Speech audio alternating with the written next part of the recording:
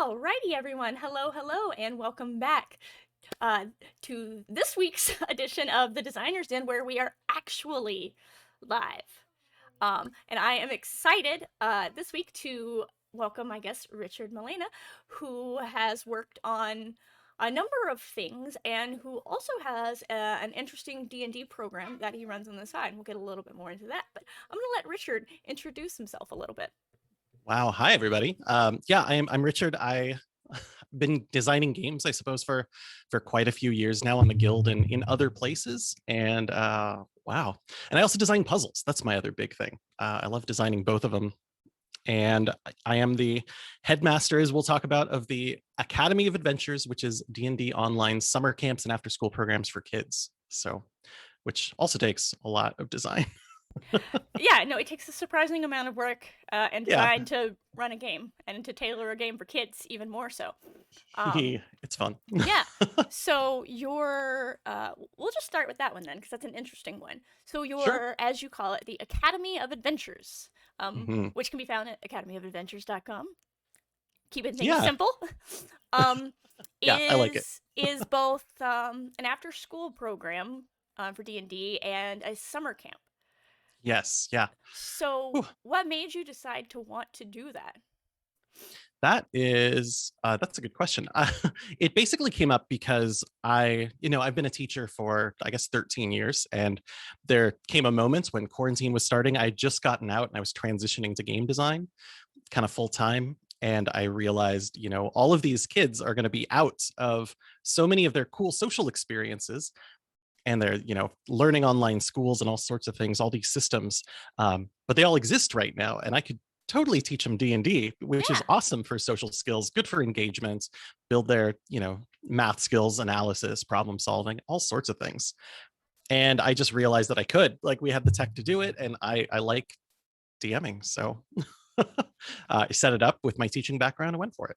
And you obviously, enjoy working with kids, so Mhm. it kind of seems like the stars aligned or tapestry was woven or whatever analogy you want to go with.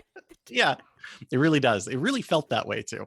Um, and especially now that I'm looking at it, like, it's getting set up for the next summer, um, knowing that I have to hire some people to help out at this point because it just keeps growing. Whew.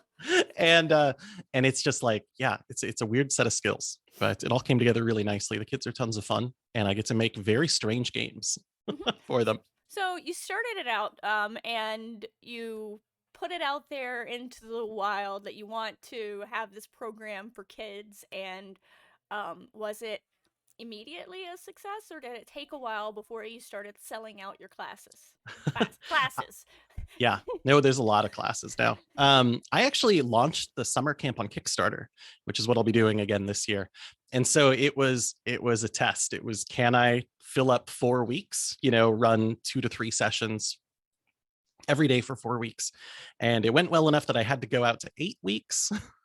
So it was really nice because Kickstarter gave me this month-long campaign process to decide if it was going to work or not. Mhm. And if it didn't, I just was not going to do it, figure out another route. But it went really well. So we were full on day one. I'm not surprised though, because as you say, that those are kind of, you hit on the core things that kids were missing and needed during the pandemic. They need to interact with their peers. They need to be engaged with something. They need to be having that social fun, even if we're sneaking in a lot of learning. Exactly. And especially for a summer camp, like summer camp is, I always looked forward to camp when I was a kid, and just knowing that these kids aren't going to get it. They just won't, and they'll just be at home for 8 weeks, 10 weeks, however long their summer break is. It's people really wanted it. Yeah, So imagine. yeah. I wish I had summer break still. Right. I do miss summer camps, and I did learn so much at them. Of course, my summer camps were of the living in rural Tennessee, were of the 4-H variety. Huh. Yep.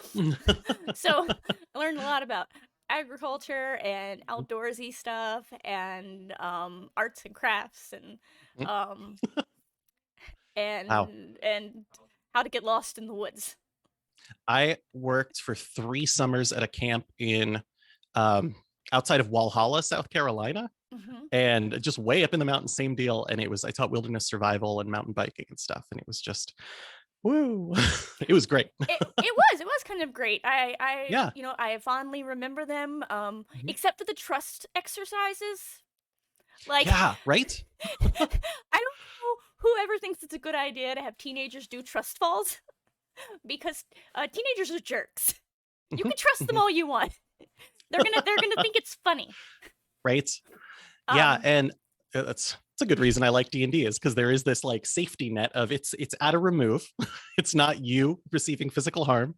it's Wow. yeah, it's all a fantasy.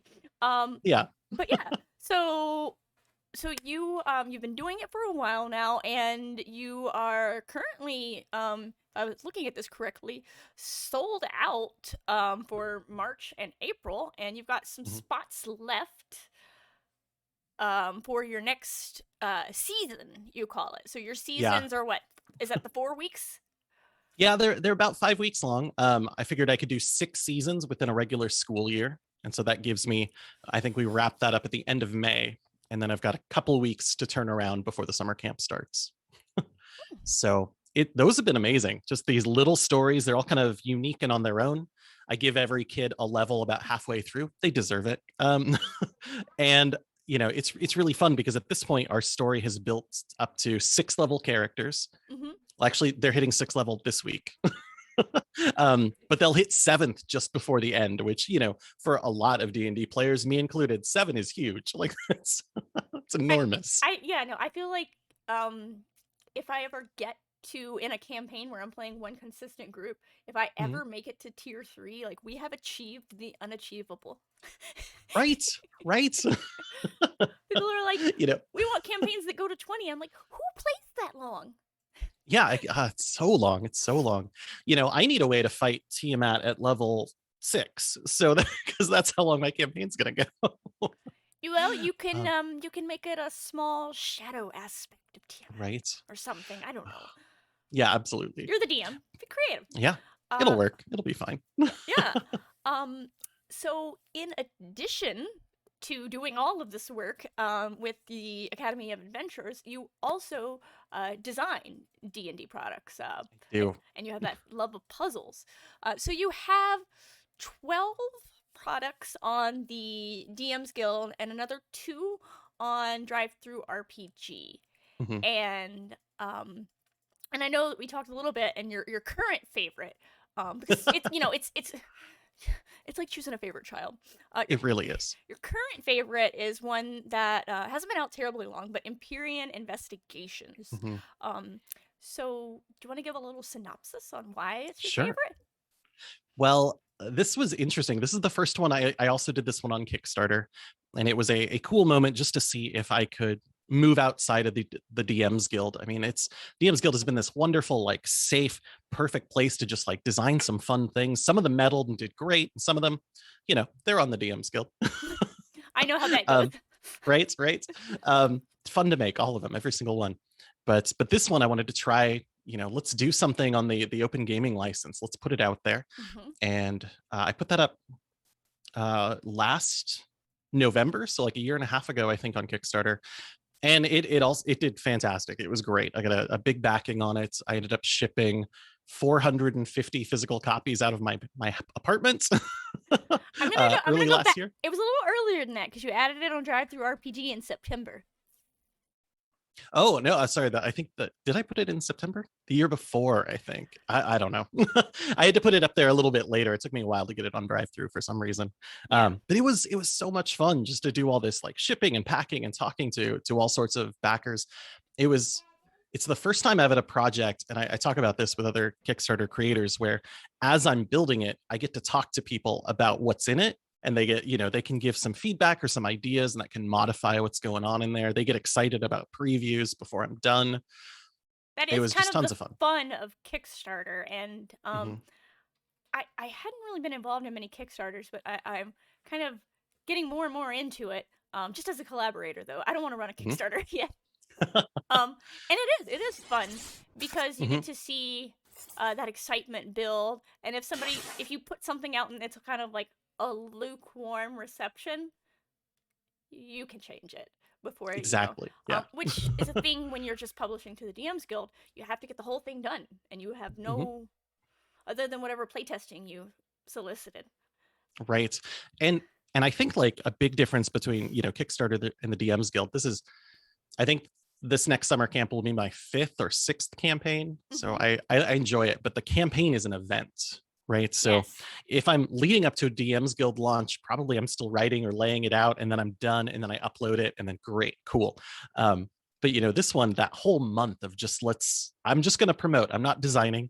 We did a little zine quest in February. And so for 2 weeks, me and my partner for that one said, we're not writing anything for these 2 weeks, just promotion, just get out there on Twitter, talk to people, pump it up. And as soon as the campaign ended, we jumped back in. So it's just this like weird extra step, and I love it. Like it's thrilling. It it I mean, it really is, because you're right there in the center of all that buzz, that hubbub, and you're kind of like living the product for a month or whatever, the however long your campaign is. You're just like living it, breathing it, taking it in, and tweeting about it approximately every 30 minutes. Every 30 minutes. Yeah, pretty much. Ah, If writing you're not if updates. you're It's not so good. tweeting it, you're retweeting it from someone else. Mhm. Yes. Oh my gosh. I remember because I would tweet, and then other people would be like, this is cool, and do their retweets. And I would be perfect. Now I have posts for the rest of the day, and I'd space them out. Yes. It's, it's a very different tool than designing, but it's Hmm. it's pretty important. It and it really is. It's kind of weird to think about Kickstarters in the realm of tabletop RPGs, because in essence it requires creators to be more than just designers. You're no longer just a designer. Um, Right. you're hopefully not your own editor, or you're potentially your own layout, your own logistics. You're getting it to publishing if you're sending out a physical product. If you're doing the print on demand, then you have to still set that up. Hmm. Because you got to make sure the layout's good for print and all that. And then you are the marketing department. Yep. Yeah. And yeah, it's constant pushing. I saw Alan Tucker there in the chat, who knows Yeah, exactly what we're feeling right now. he does. And Alan, because Alan has a Kickstarter that recently finished, ongoing. It's hard to keep track of things. Yeah. Finished. Yeah, incredible creatures, absolutely. It's very exciting. Yes, Incredible Creatures, which every time a image is posted of it, the thumbnail only says edible creatures, and so I'm terribly disappointed. That's I'm excited for that Kickstarter where you make the creatures, you do the art, you make the stat block to go with it, and then you also build the chocolate candy press and send out. All right, all right. You're gonna have to do a second campaign, Alan, for the chocolate Mhm. presses for your monsters. Yeah. Yes. Or Right. cookie cutters. Oh, that would be great too. Oh, that's a good, yeah. Okay. We can work on this. This is what Kickstarter's for. I know someone who's really good at making cookies. I don't know if she's listening. It's my sister. She has a bakery, and she's been doing D&D cookies and stuff. Really? Yeah, I don't have them at my desk because I'll eat them all, but I have some in the kitchen right now. Little Mhm. beholders and everything. And actually, I just did because I love cookies and everyone else loves cookies. When I hit my 2,000 followers on Twitter, I did a cookie giveaway rather That's than like perfect. rather than like who wants another digital RPG product? You want some cookies Right? Deli- Everyone gets behind that. delivered to your door? Um, Continental That's US great. only. I did have one person who won, who ended up being in Europe, and so made a donation to a food bank in their name instead. That's very nice. That's great. Shipping cookies to Europe is expensive. We're not gonna do that. Um, but yeah, so it's a lot. You take on so many roles, and you know you learn a lot from it. So Hmm. I mean, you've done a couple of Kickstarters now. Then, what Yeah. advice would you offer to anyone trying to do their first Kickstarter? Oh my goodness. First of all, do it. Um, it is such it's What a scary jump. the What's that? worst that happens is it doesn't fund. Exactly. And, honestly, that kind of is, I know a lot of people take that as a big negative, like it didn't fund. Okay, well, forget that idea, scrap it. But it's kind of a cool moment to just kind of reflect and think about like what didn't work. How can I boost that up? How can I build that and put out the product that I really want? It could have just been bad timing. Maybe you announced your Kickstarter for uh a winter themed setting 2 days after Wizards announces Icewind Dale. Sure. Yeah. But, even if that happens, right, people have come to your campaign and said, that sounds like a cool idea. I would love to back that idea. And that's amazing. Like having that community before you've built the thing or before Mhm. you've put it out you can't beat that. And yeah, So and you can that's my first advice. take it and realize that like maybe you were just being overly ambitious. Maybe you need to just scale it down and like focus on the core concept and then launch that. Yeah. And I'm really happy right now because there's a lot of DMs Guild folks who are making the switch and are doing amazing Yes. projects right now. Like it's fantastic. There was a while when Empyrean Investigations came out, and I was like, mine did pretty good. It was pretty good total in the end. And I'm seeing some of the ones coming out this year, and I'm like, all right, well, good work, all of you. Well, I'll be back. everybody's learning from everyone else and Exactly. seeing how the ones that are successful, what they put into it, how the art is, how the Yeah. reward levels, and yeah, There's a it's lot to learn there, really. But it's fun. It's a good learning curve, and it's just such a cool, like, creative expression, I suppose, of your energy. I don't know. It's I love DM's Guild. I love putting something out and then having it done. It's just there. People can grab it. But Kickstarter campaign. Like it makes me think that maybe I should have done sports or something at some point as a kid, like the events, like the the fans. that feedback loop. Yeah. Oh, It's so really good. good. um, Um, yeah, oh my gosh. But on that note, I don't think I Empyrean Investigations is a book of detective stories. That's what that's all about. Never even mentioned it. And it's great. And I loved making it, not because it was just because it was a Kickstarter, but because I like detectives. I like puzzles. I like getting a little wild in there. yeah. So the blurb on it quotes some of your influences as Murder on the Orient Express, The Strange Case of Dr. Jekyll and Mr. Hyde. I imagine a little bit of Sherlock Holmes too. For sure. All of those classic like whodunits, mysteries, and whatnot. It's like, Mhm. yeah. Um, I love a good mystery. I also will say I did make the mistake. The first thing I ever tried to write was a mystery. Right. Mhm. It's hard. It's really hard. It's very hard. Um, oh my gosh. Not my finest moment. Right. I mean, so this is terrible. I taught geometry for years, right? I was a math teacher, and I would always talk about logic in my geometry class, and I would talk about like crime TV shows. That was always what I went to because kids understood the references I was talking about, Okay. right? Um, and so mystery logic, the right, all these crime TV shows have four suspects. You go meet them in order. And the first one, the second one, they're fine. The third one's a little odd. The fourth one, something's going on here. Oh, wait, no, it wasn't them. It was the second one. We got to go back. Right. That's just most episodes of Castle is the show I always think about. um, I have but it's watched a hard to couple write of that. episodes of that. Yeah. And it is hard to write that without being like you're feeding a trail of breadcrumbs and you have to follow it specifically because everyone, well, I'm going to say everyone knows, but everyone does not know. But when you're doing an RPG mystery, you still have to take into account player agency.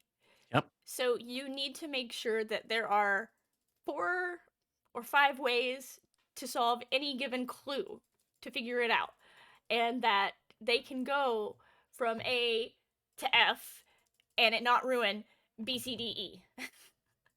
Absolutely. Wow. So when you were writing it, like how did you try to get through that? What was your thought line? Well, this is things I've learned since then. Mhm. When I was writing it, I was definitely thinking more of like, Murder on the Orient Express and stuff.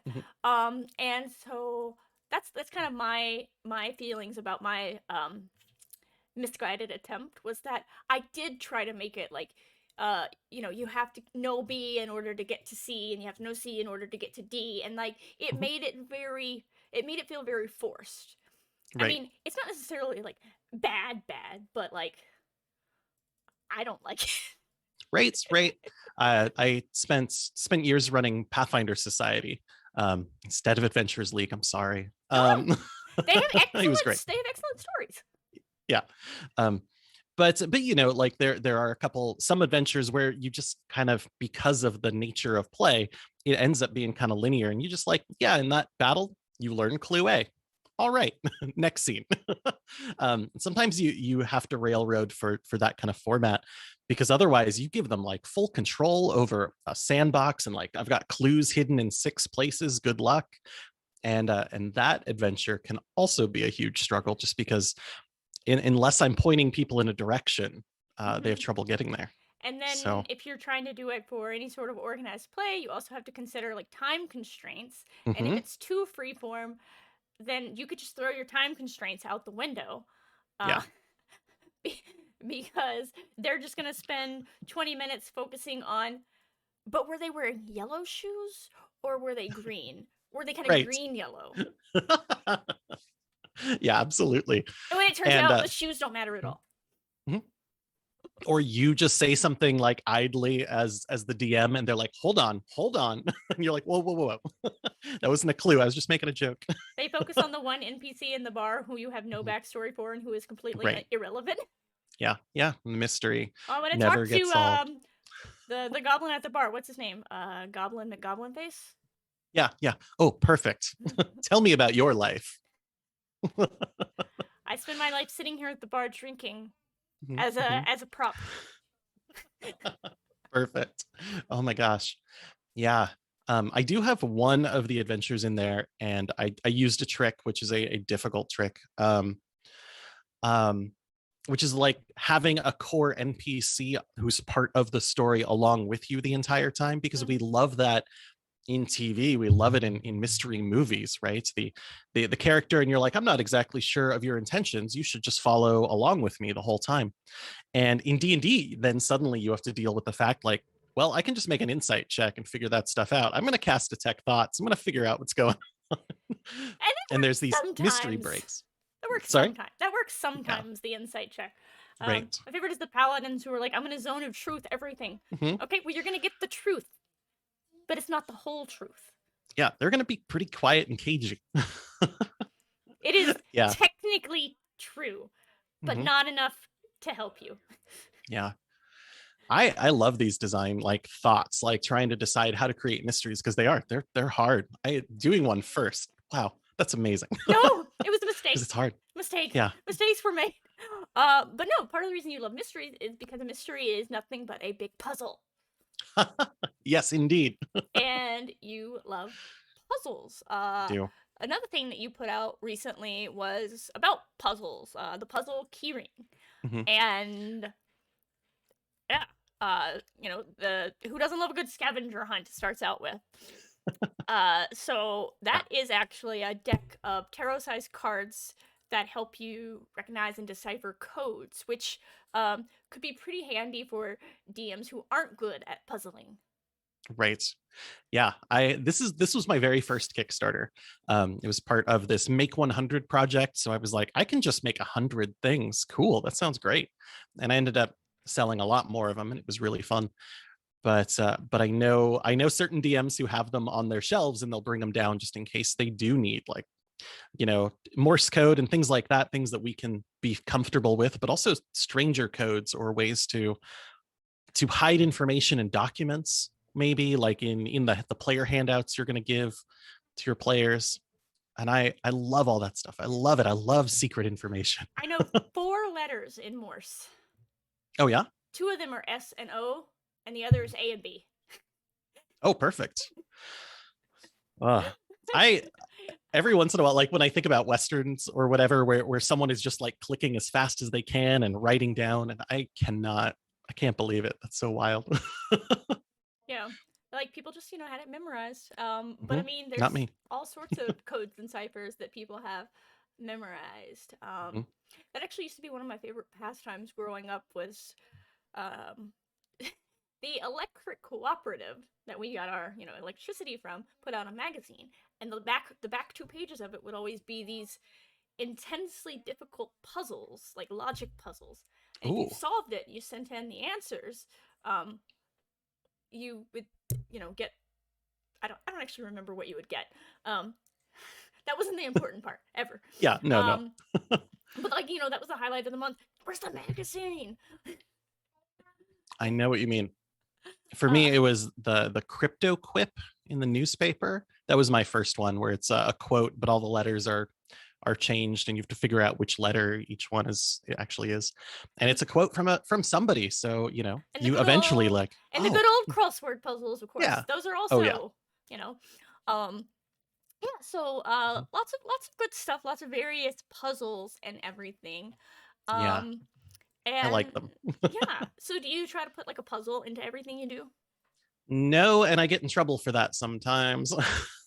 I do have a couple friends who are puzzle authors, and so if I put out a campaign, like for example, there was not a puzzle campaign with the puzzle keyring. I wrote like a puzzle hunt to send out because this was kind of intended for kids, people learning how to do puzzles in the first place. So Mm-hmm.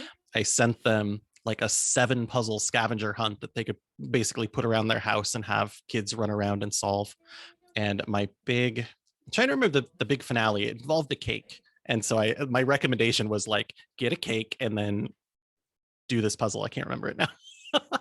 um, but I love it. I love the idea that there are hidden puzzles kind of in all sorts of places. I'm a big fan of like augmented reality games, Mm-hmm. um, things like that, because I want to look and see something strange and then realize that's a whole new world over there, and I want to get introduced to it and learn what it's about. Like, when I think of augmented reality now, of course, I think of like Pokemon Go and then the Harry Mhm, Potter version of that, mhm. where it's like random place in your neighborhood has a clue. Right, Is right. is it a good section of town to walk to? Who knows? Who knows? Who knows?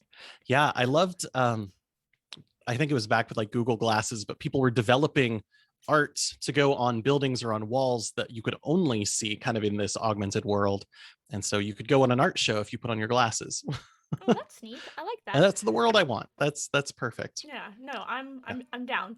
Like the red blue glasses to see. Mhm. Um, let's go back old school there. Right. Low tech. It's and when I played that the like when I was playing Pokemon Go, it was always I always wanted to see the world at the same time. I never turned the camera off because I wanted to see like I want Psyduck standing there in the park because that's the park I want. Hmm. you know? Many a Psyduck. So I worked at an appliance company then, and there were a couple of like there was a hotel next door, and so like it was a hotspot for Pokemon if you like walked around the back of it. And Yeah. so like we'd be like pointing our phones at like the side of the hotel, being like, "We're not creeping on you. There's just there's just there's a really good Snorlax, okay? Mm-hmm. He's very hard to catch." Um one of the worst things that I've ever done, I have to tell you about just because we're talking about it. I realized one day that like phone use was way up at school, way up. And so everyone was looking around like, what's going on? And eventually the teachers realized that there was a Pokestop close enough to our school. It was on our school grounds. It was like a little bench. And so everybody in school could be playing Pokemon Go all the time and they had to stop. They would just keep hitting it, keep hitting it. And I asked them to remove it. So I'm For the sorry. for the sake of the teacher's sanity, though. It really was. It was bad for a couple of weeks there. And then it's that process takes long enough that by the time they actually did it, the kids weren't playing it anymore. I actually understand how that is though, because when I was still living in Knoxville, I used to play D&D at our game store, which was a Pokemon gym. I would frequently have to tell my players, stop playing Pokemon and pay Yeah. attention. Oh god, if our school was a gym, that would be wow, that'd be a disaster. It was a fun craze Um, though. I loved it. yeah, yeah. I eventually moved my because we ran out of space in the game store. But it actually worked out to my advantage as well. I moved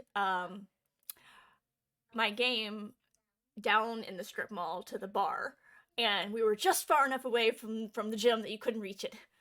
Oh, good, good, good, good for your game. Good for me.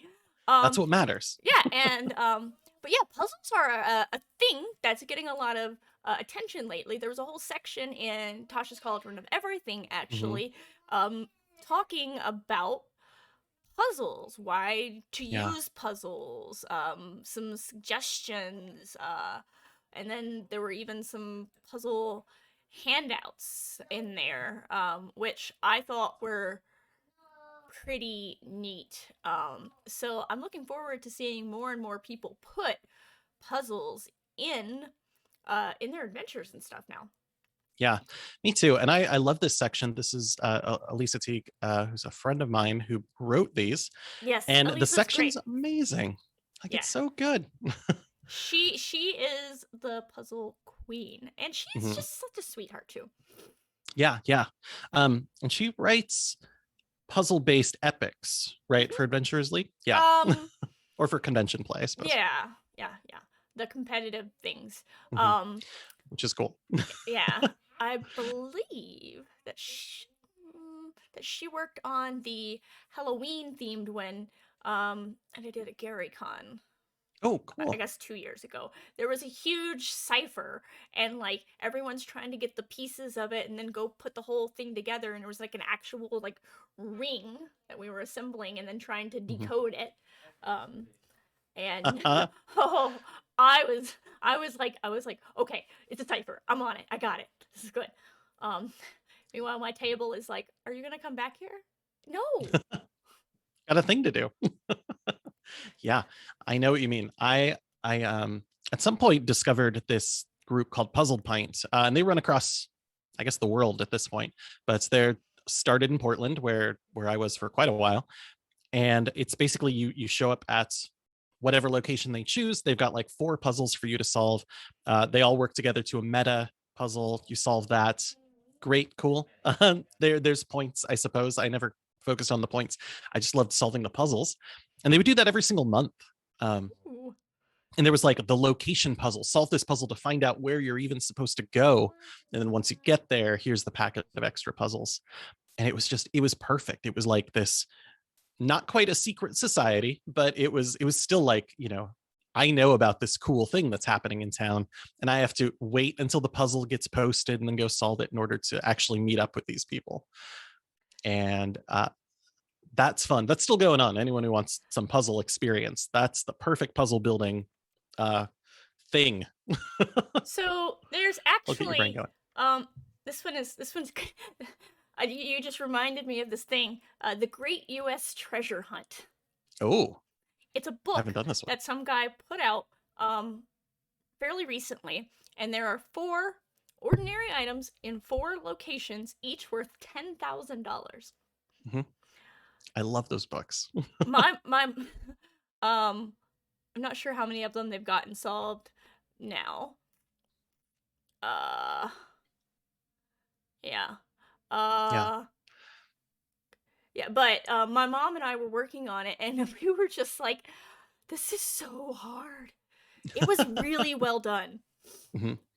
I love those. There was a, that what is it, the obelisk that showed up in like the Utah desert. I was convinced it was one of those. Like that's definitely a puzzle hunt, and people are supposed to map out how to find that place, But then they and were like someone just found it by accident. all over the world. They started popping up Mhm. all over the world. So Oh, perfect. yeah, Excellent.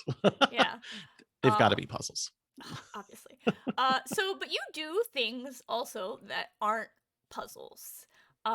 You've got a couple of things up that are been pretty popular. Faithful of Eberron, which a lot of my viewers love Eberron. Mhm. Um, and let's see what else have you got. Malady Chronicles, Heart of ah Oh, Svogthos. Svogthos. Yes. I'm like Um, looking at it and I'm like, my brain is just like not comprehending. That adventure was one of the first times I got ahead of the curve. It was like, all right, they're about to put Ravnica out on the guild. They're going to do it. There's not going to be any adventures. I'm going to write one. And there was like, I think a couple, maybe a day, maybe an hour. There was a time when it was the only one except for Krenko's Way, which is in the Ravnica book. And I was like, yes, I did it. And it was really fun to write. That's a really good one. I wrote it by actually getting a bunch of magic cards that I liked and like laying them out in a line to make a story. I was like, I'm gonna write that story. That's kind of funny because getting a bunch of magic cards and laying them out and taking ideas from them is kind of what Alan Patrick and I did when we were working on the Theriad's Lost Verses to create the subclasses. Oh, very nice. Like there was what was the card actually called? Something about a lamprey. And I really liked the art on that one, so we made the whole ranger class based around that aspect of the lamprey. That's great. Like, you have this symbiotic relationship, but over time, like, you become more lamprey than whatever your race is. That's excellent. I mean, that art is so good. It's so good. And if we can still use it for other purposes, then absolutely. Mm-hmm. It means that I don't have 7 or 8 long boxes of cards still in my closet for no reason. That's research material. Yeah. Oh, it's getting kind of complicated, though. I know with the latest release, they have like 4 kinds of booster packs, and it's just like, what do you get? Where do you Yeah. start? Yeah. I'm well out of the game at this point, but I keep thinking. And there's going to be a Forgotten Realms Yes, soon. set. Yeah. Yes. So that'll be exciting. That's so we got Strixhaven, and then is there one more in between that and Forgotten Realms? I can't remember, but it's soon in the release schedule. That'll be fun. So I am very much looking forward to that one, especially after all of the negative feedback I got when they first announced it and I posted to the Magic the Gathering Arena group on Facebook. Oh.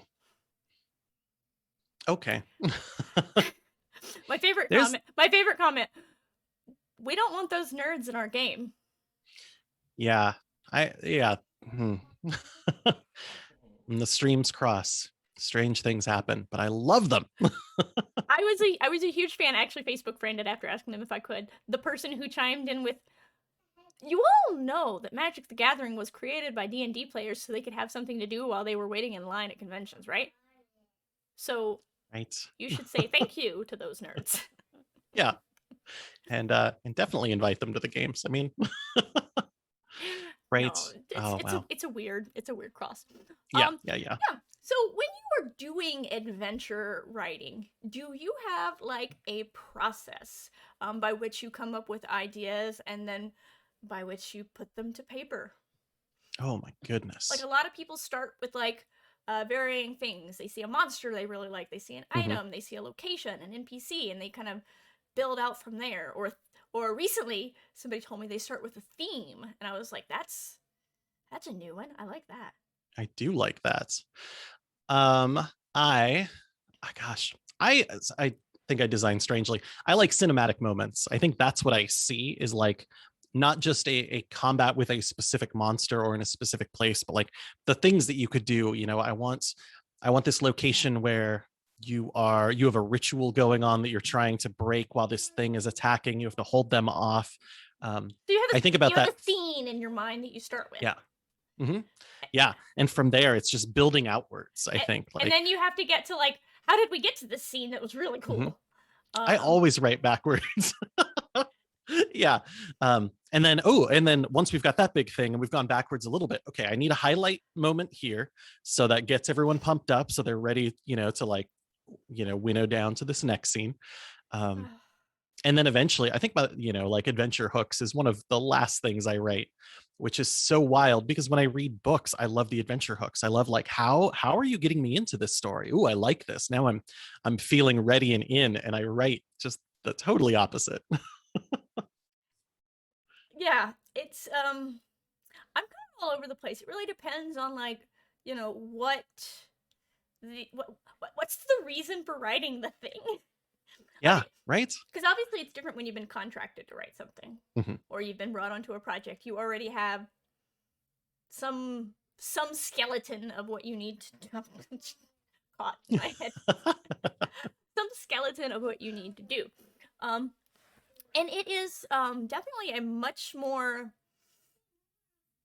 I don't know, Herculean effort, really, Hmm. to start from like blank whiteboard, as it were, Yeah. and be like, Yeah. I'm gonna write a whole adventure. Okay. Right. It's just a lot. Yeah. And at the same time, I know that we all do that with our home campaigns, right? I never run well, never as strong, but I usually run my own homebrew stuff, and it's just coming up with what is the next story beat, and then going from there. I know that I wrote one of my products on the guild is Rise of the Champions, and it's Mm-hmm. basically the start of a campaign that I ran already. And I loved it, so I thought I would write it up, Rise of the flesh it out a little bit more. Champions. Yeah, but Book one. So we're waiting on book 2, 3, 4. yeah, I was considering that campaign had to fall apart because of quarantine. So we'll see if we get book 2 out there. But that story was a lot of fun. Um, And oh my gosh. Alan has chimed in that the secret is that writing books is pretty much the same. We gotta start. Oh yeah. Yeah. You're not wrong though. I got my creative writing start doing fan fiction, and you often start with like, this is the thing I want to happen. Okay, Mhm. so how did fan fiction's always about relationships? So like, how did they meet? When did they fall in love? Like, what's Mhm. their backstory? Was there a secretly like childhood animosity? Like, what was the turning point? When did they know? What was the moment? Oh my gosh. Yeah. How did their friends and family react? You have all of those things, and you get back to like the beginning, and you basically have to like tell the whole backstory in order to get to like present day, in order to get to like where you want to be, and it's like, yeah, it's a whole process. It's funny. It's like I have to convince myself usually to write the adventure summary last because then I actually know what happened. Because when I write it first, it's like it's all about the big ending, the big thing that I want. And it's really kind of thin for the rest of it. It's like, all right, we'll do that again when I'm done. You I just get so excited about those big things. Yes, I was trying to take a nap the other day, and my brain would not like sit down. Instead, I was like visualizing all of this pretty layout and like the complete design of like this project that I'm working on with my mother, and I'm like, I need to sleep. And it's like, you should write this down first. And I'm like, That's amazing. Uh, but I did have to write it down before I could go to yeah. sleep, and then I woke up and I was like, oh, I'm glad I wrote this down, because like I can't remember exactly how I pictured it, because I had like this vivid like image of like exactly how the product is going to look, and I'm like, Hmm. yes, great, lovely, hold on to that, and then commission someone to do that, because I'm not artistic. Yep. Yep. I've got one of those I'm waiting for. And I'm always excited when I can give a commission because I have like a vision. I don't know how to get there. I want someone else's vision to kind of like make it better. I can do creative um, direction, art direction, but art, yeah, it's not me. no. Mhm. Yeah. Uh, I can draw maps sometimes if everything is squares, sharp Oh angles. yeah. Uh, me and my ruler and perspective, like we get along, can do that. But anytime you get to any curves whatsoever, I'm out. Yeah. Oh my gosh. Um, I'm trying to think because I wrote actually for Alan.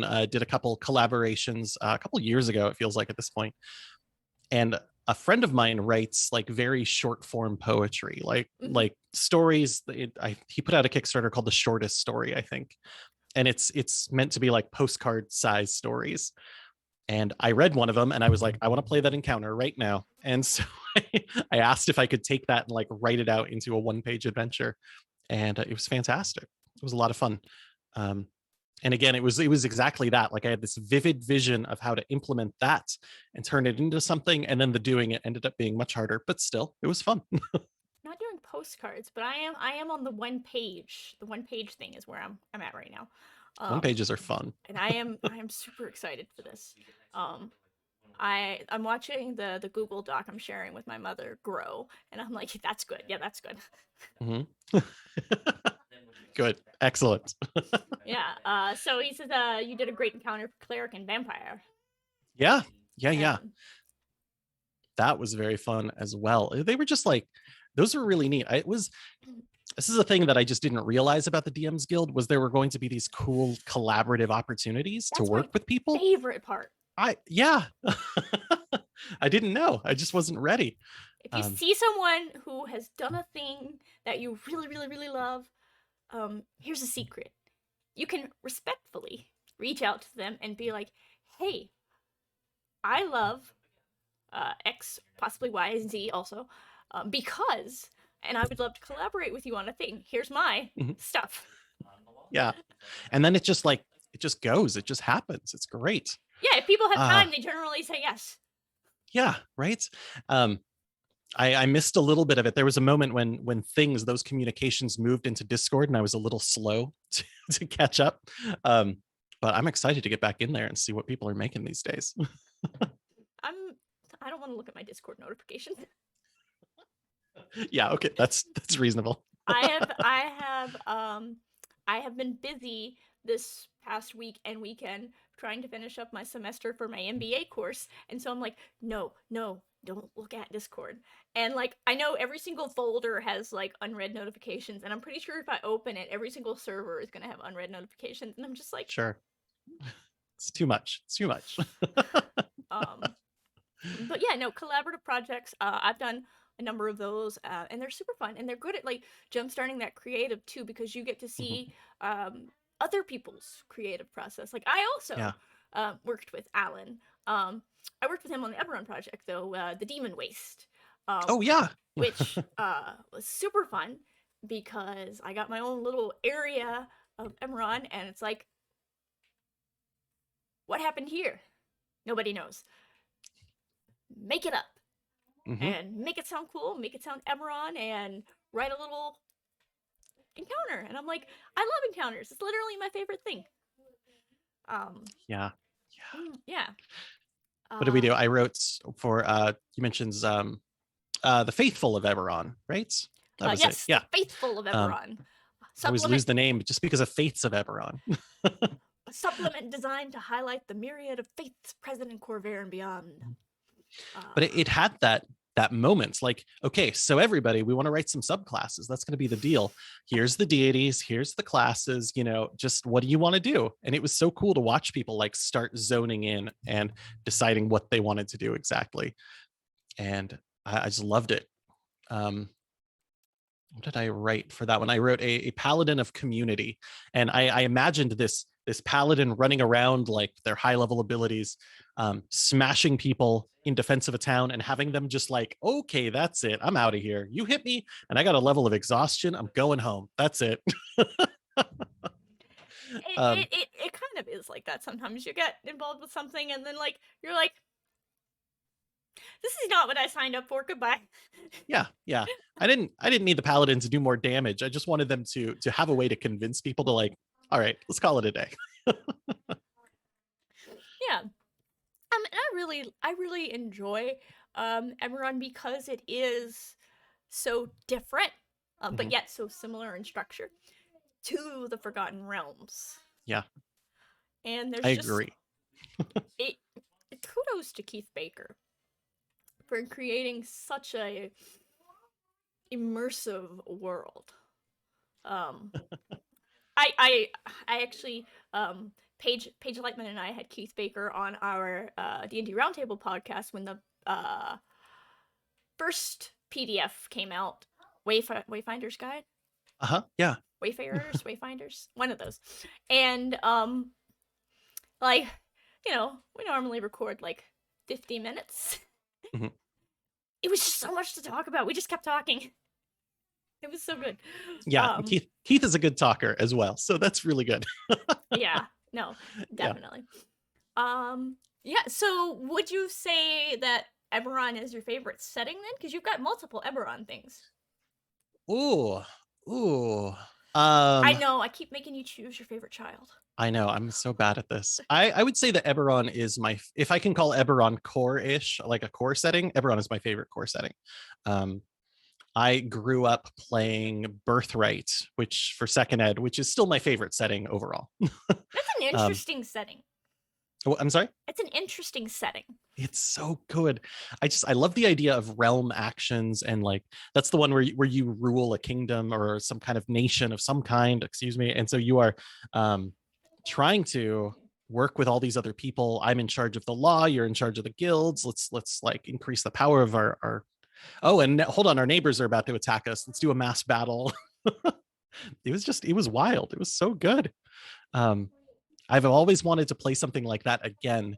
I'm currently playing like an adventure path in Pathfinder 2, which is getting us very close. We're doing some town building, and it I scratches an itch I really, really like. I played, was it 3.5 or fourth? I want to say it was fourth actually. A campaign where we were set mostly in and around Okay. and like we made our own guild, right? And so like we're trying to compete with all the other guilds and like stake out our turf. And like I don't know what the campaign was originally supposed to be, but it was about building a guild and recruiting people and proving while we're the best, while not necessarily being the best. We were totally good. Yeah. Uh-huh. Yeah. It sounds like D&D. That's great. 100% of the time, the good people, never underhanded and shady and uh, assassinating people from other guilds because they undercut us. Oh my gosh.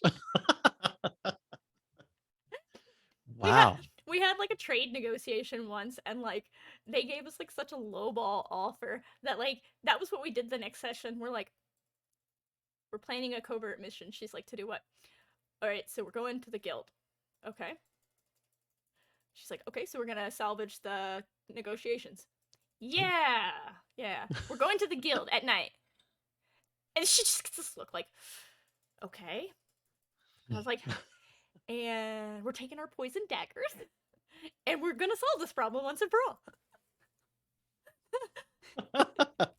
It's cool. That's perfect. I love it when I'm running a campaign and I think it's going to be like high heroism, and it doesn't end up that way. And that's just the way the campaign goes now. We just like retheme it a little bit. One of my favorite things, and one that I'm sure that you get a lot of, is teaching D&D to brand new people. They have Mhm. no idea what they can do. None. So I so mean, they there's so much. so they also though have no idea what they can't do.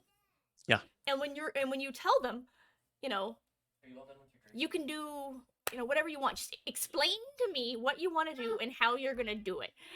They come up with some of the most bananas ideas, and you're like, I wish that my brain would have ever thought of that.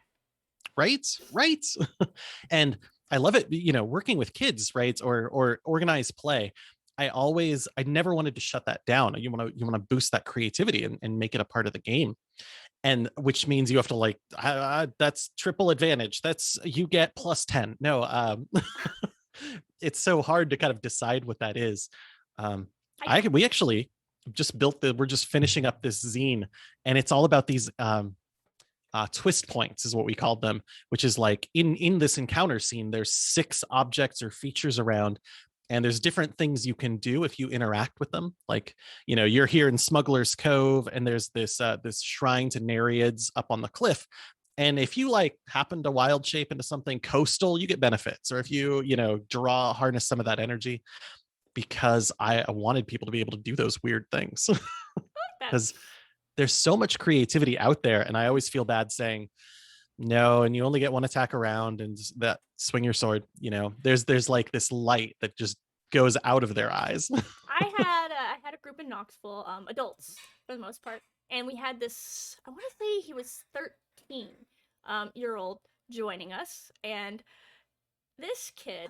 At first, everyone was like, "Okay, we're gonna kind of PG things and not make it all like gory when we do some combat." And like we get into our first serious combat with him. He's a barbarian. He's decided, and um, he's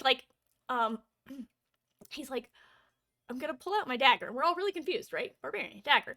He's like, Yeah. stab him in the gut. We're like, okay, cool. So the stab works. He's like, I reach into the hole and I start pulling out his intestines while I'm asking him, do you want to tell me where they are? Yep. Yep. We're, Yep. we're all just like, he's in charge Uh-huh. of interrogations from now on. Right. You've got it down. Perfect. Um, yeah, that's been a real treat playing with kids because there's tons of different mindsets, and just because it is this free form, like, place to play with, right? There's no there's oh gosh, there's no real world stakes. There's game stakes, sure, but if they try something and it doesn't work out, they're going to go about their regular life just fine. So I love it when kids like are buying in and trying those things out. I don't know, to see all sorts of things. It's just kind of fun. I remember there was an interview with Brendan Mulligan, right, from Dimension 20, and Okay. he also works with kids sometimes, and said that same thing. Like sometimes kids get gory, and like, get in there. We I, see it on media. If you want to, if they want to, cool. I was running that game and I was just like, okay, all right, we're doing this. And then I was like, roll your intimidation check with advantage. And he rolls like a 17 and a 19. And I was just Oh, like, good. the guy starts bawling. And he's like, because he was ripping the guy's intestines out, I had set the DC at like 10. Yeah, yeah. He's already intimidated. You just need to sound scary. And he's like, the guy's like bawling, and he starts giving up like everything. He tells you his mother's maiden name, his social security number, where his bank account is, all. Yeah. That's perfect. That sounds really fun. Yeah, yeah. It did make the rest of the campaign very interesting because we'd get to stuff and like the rest of the group would be like, they're being kind of like stubborn. Do you want to interrogate them? And he'd be like, yes. The Right. time has come. Oh, Uh, goodness. That's fun. yeah. Alrighty. Well, we could talk about this all day. But we are near the end of the hour. Look at that. My, how the time flies. It So does. Wow. yeah. So do you have any projects that you have going on that you want to give a promotion to? Or anybody else's projects that you really want to give a shout out to, or tell everybody where they can find you, and tell everybody where they can find you on social media. Oh my goodness, so many things, I which is good know. because I have so many projects. Let's see. My next big project will be the summer camp for the Academy of Adventures, and like I did last year, I'll be putting out an adventure that is designed to be run by relatively new DMs. So trying to simplify the way it's set up, make it pretty clear how to run.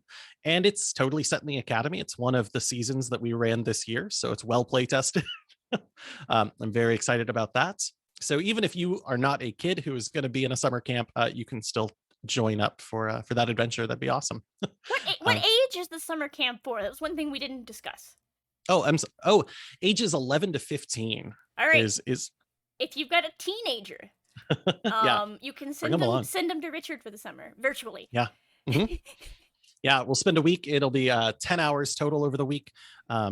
If if they're learning to play D&D, we'll do that. We'll build characters. We'll play one of my favorite storytelling games on day one, just to get us in the right mood, and then we'll learn D&D from there. It'll be a lot of fun. We're also teaching people how to DM if they've never done that, and then we'll also just have some advanced play if you just want to come play for a week. So that'll be fun. We're going to have some adult classes as well as part of that, but more that information will be coming down later. And the Kickstarter campaign for that is going to launch on May 3rd. May 3rd. All right. May So 3rd. that's just a little over a month away. Mm-hmm. So that's in the future. I'm just getting psyched up for that, getting ready. Other than that, I think you can find me online at Armelina on Twitter is what I usually use. And you could also, we're starting to move our stream show Owlbear Soup. Unfortunately, fortunately, we're moving to Saving Throw. Unfortunately, it's we are now on separate channels in the same time slot, Ginny, and I'm sorry. No, it's okay. It's It's okay. where they put us. I'm really excited. We're doing news and reviews and some interviews with folks from Saving Throw. So we'll be running up until 4 o'clock every day. Yeah. Well, that's what VODs exist for. Exactly. I mean, these days it's all easy. Mhm. So very excited about that. And that's Owlbear Soup, and you can find that on Twitter there, or follow us along at Saving Throw Show. All right. Yeah, and I've seen all Yeah, the promotions up for that for the big move. Super excited. this week's gonna be bigger. I got Yeah. plenty. All right, and you can, as always, catch me here for the Designer's Den every week at 4 p.m. Central on Sunday. So, got some exciting guests coming up. We've got Bo Sheldon, Andy Dimps, Alex Clippinger, and I haven't added the rest of them to my actual calendar, so I am terrible at this. But yeah, some more people scheduled out into May, and looking forward to that. You'll also be able to catch me at the upcoming Baldwin Games virtual weekend in April, which is, let me pull up the calendar so I can tell you the right dates in April. April 16th through 18th. So we'll have a lot of stuff going on there. And you can probably also listen to me complain because I'm getting my COVID vaccination number 2 the day before that starts because I'm bad at planning. So I'm going to spend all weekend complaining about how my arm hurts. Oh, but also congratulations. Yeah, yeah. No, I am excited for it, and if that's it. I just get to complain like a little baby about my arm, and yeah, that's the worst of it. But looking forward to that. So that is going to be it for this edition of the Designer's Den. Until next time. Goodbye.